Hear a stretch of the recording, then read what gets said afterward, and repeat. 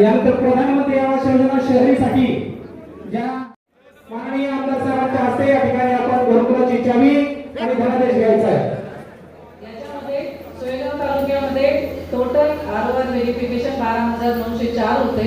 त्याच्यापैकी आपण 12,163 94% नवीन ॲग्रिस्टॅक योजनेअंतर्गत कृषी विभागाची जी ॲग्रिस्टॅक योजना आहे पण त्याला मंजुरी ही त्याची व्हेरिफिकेशन तलाठी करतो। महत्त्वाची योजना आहे की पूर्वी रोजगार हमी योजना बनायची होती, तिचं नाव नंतर झालं आणि आता त्याचं नाव व्हीजी रामजी झालं।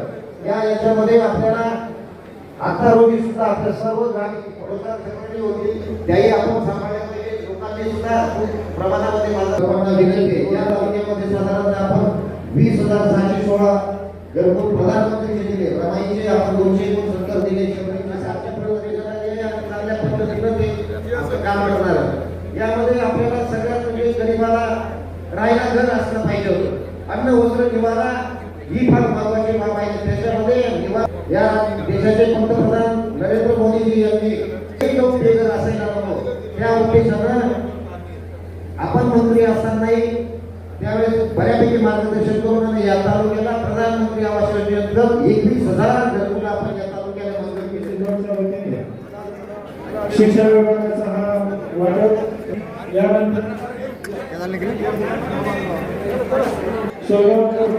अरे मागे हो साहेब, मागे ना, अरे मागे या समोर समोर, एक मिनिट समोर। घरकुलाची प्रतिकृती आणि चावी शुभेच्छा त्यांना शुभेच्छा।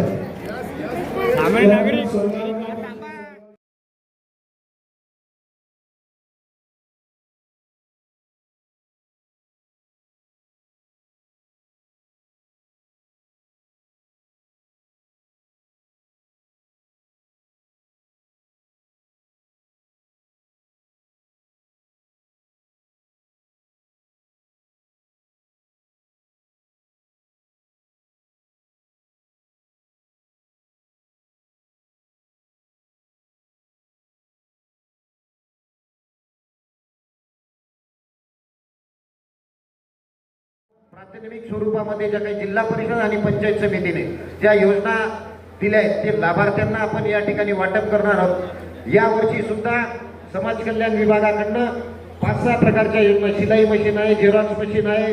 माझी सर्व ग्रामस्थांना विनंती असेल की लाभ देण्याचा आपण प्रयत्न करणार आहोत।